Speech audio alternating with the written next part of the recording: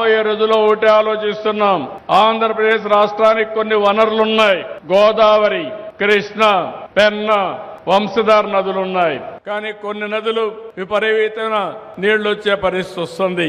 గోదావరి మీరు చూస్తే దగ్గర 3,000 నుంచి 4,000 టీఎంసీ నీళ్లు సముద్రం లేకపోతున్నాయి. అక్కడి నుంచి ఒక 500 టీఎంసీ నీళ్లు నదుల అనుసంధానం ద్వారా అన్ని జిల్లాలకు తీసుకుపోగలిగితే ఇంకా కరువు అనే మాట రాదు. అందుకే మీరు ఒకసారి చూసినప్పుడు 2014లో ఆ రోజు గోదావరి నుంచి కృష్ణా నదికి అనుసంధానం చేశాం పట్టసీమ ద్వారా. ఈ రోజు ఈ ప్రభుత్వం మళ్లీ ఆలోచిస్తున్నాం. ఎన్డీఏ ప్రభుత్వం గోదావరి నుంచి పెన్నా వరకు తీసుకుపోవాలని, అది కూడా బనక చెర్ల వరకు తీసుకుపోగలిగితే అది రాష్ట్రం మొత్తం బ్రహ్మాండంగా అభివృద్ధి అయ్యే పరిస్థితి వస్తుంది. అందుకని ఇంకొక పక్కన గోదావరి నుంచి నేరుగా వంశధారకు కూడా కనెక్ట్ చేయాలని చెప్పి ఆలోచిస్తున్నాం.